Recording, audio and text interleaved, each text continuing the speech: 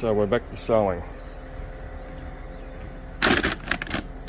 Mixing up a couple of different varieties of subclover and a bit of balancer. I'll show you as I'm going, but this was the whole point of putting the bin on the back of the air seeder, so I can back it up to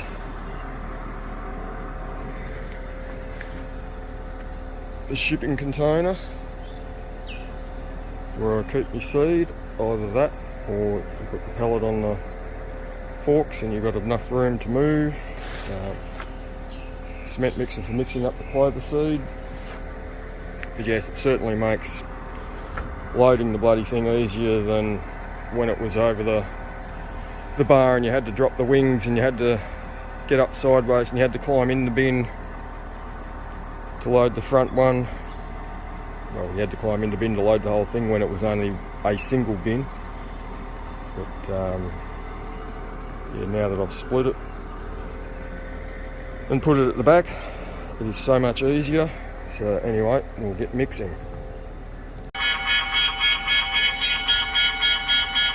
Oh yeah, that's the alarm for the Padmans to tell me that chatterbox has gone off.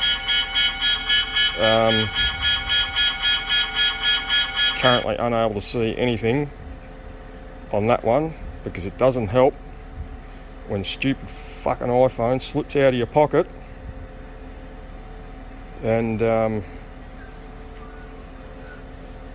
manages to end up on the ground whilst you're sowing, because I did a mid-paddock inspection on the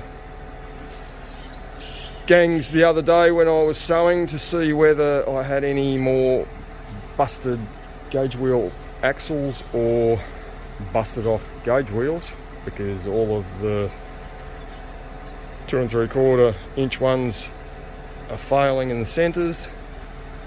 So I've got a bit of an upgrade coming to replace them, because I don't want to go back to the 4.5 inch ones because the tyres were absolutely shit and I don't have enough room between the gangs to fit 4.5 inch in easily enough. So going for 3 inch spoked ones. But I use the scales that I use for calibrating to weigh out the seed as well when I'm doing a mix, because they're 25 kilogram bags. That will give me 5 hectares worth, so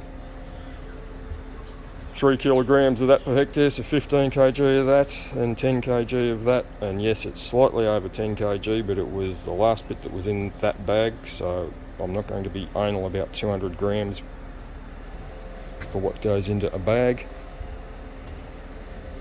But just fire the mixer up. All the little rainbow colours.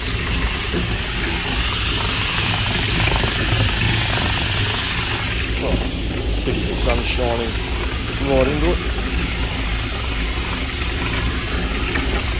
And then just add the balancer and let it mix for a while, and stick your hand in there and swirl it around a bit as well to make sure it spreads out.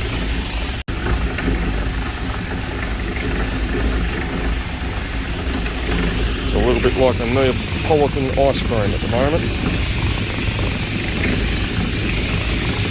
The sub seeds aren't so bad because they're similar size, but the balancer seed is, because it is so small,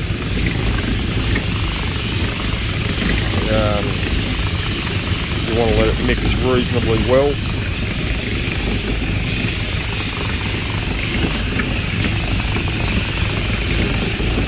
It tends to work its way down to the bottom of the mixer, so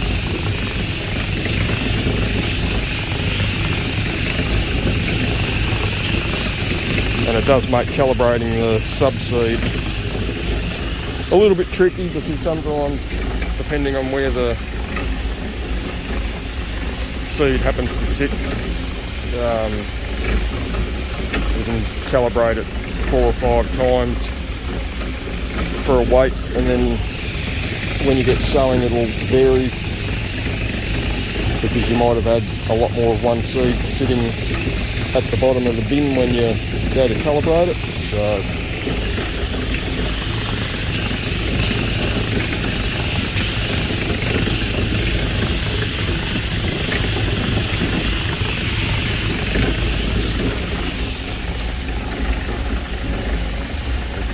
should be cutting hay today. It's going to be 37 to 39 degrees for the next couple of days. We've got 50 acres left to cut, but magically YR, Weather Zone, the Bomb all managed to pull rain out of their arse for next week, early next week, and as a consequence, I won't have enough time to have the last paddock cured, or last two paddocks cured, so it's going to be pushing shit uphill to see whether I can even get what was cut yesterday and the day before in a bale tie. So I thought, right, today we will go sowing instead, or for the next couple of days anyway. Get that done, as done as possible and out of the way, and just see what the weather does.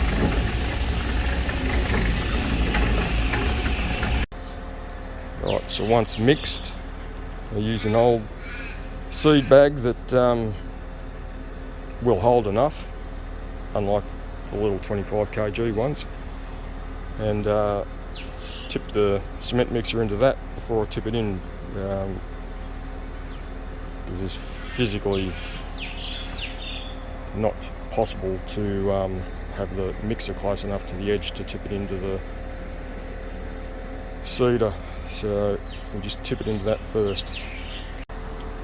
Yes, the old ryegrass bags are big enough to hold a good 50 kg of clover seed, so it's a bit of a stretch getting it in with the cement mixer though, and not having it spill everywhere, considering how low down the mixer tips when you tip it over. But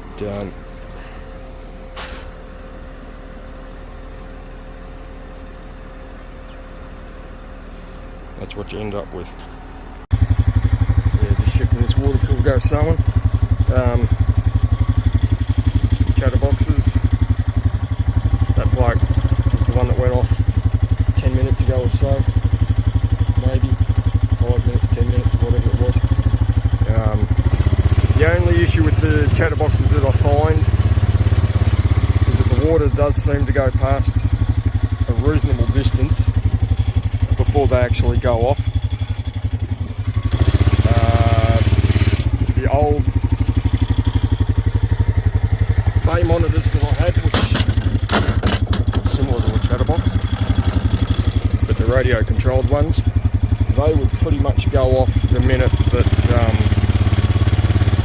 the water hit them. I had them set, and that's what they did. And the other little issue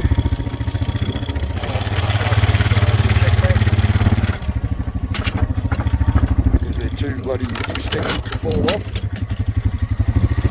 Even though I could slide it in the rack. But, yes, the other issue is when the old one did go off, it would immediately open and shut and open the outlets as soon as it sent the signal, whereas these new timers with the cloud-based system, there's a 5-minute delay as well, so they sync, all goes to the cloud and whatever it bloody does, and 5 minutes later it'll shut the one that was open and open the one that was next to it, so, or wherever you want it to be.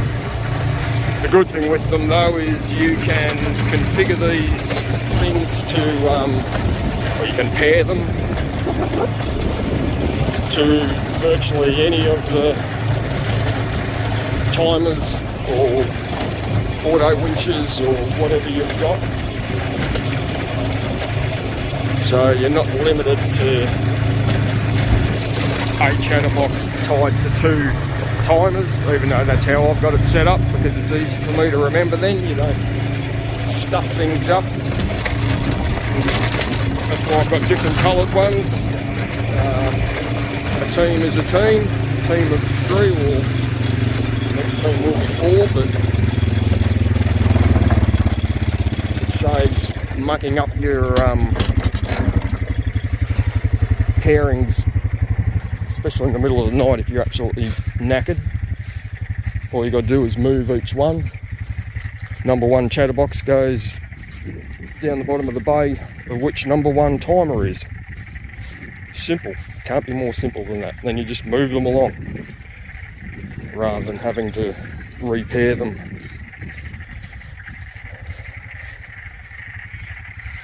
Because you can't just sort of point it at it and pair it. You've actually got to go onto the web page and configure it to be paired. And once again, this is not that easy to do one-handed.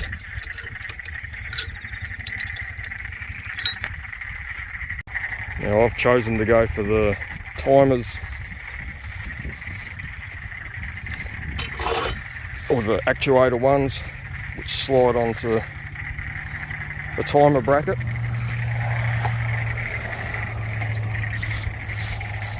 The reason being, I have a significant amount of stops that just have that timer bracket on, because that's what suited the old actuators that I had. There's something like 240 odd outlets, be it channel stops or outlets, across the 4 properties. So to convert them all to winches, which cattle also like destroying, so that would mean fencing every channel off. But a Padman Auto winch is about $180 just for the winch to suit their Auto Winch Pro units. So for me, it makes much more sense to have a timer based one that suits the timer bracket.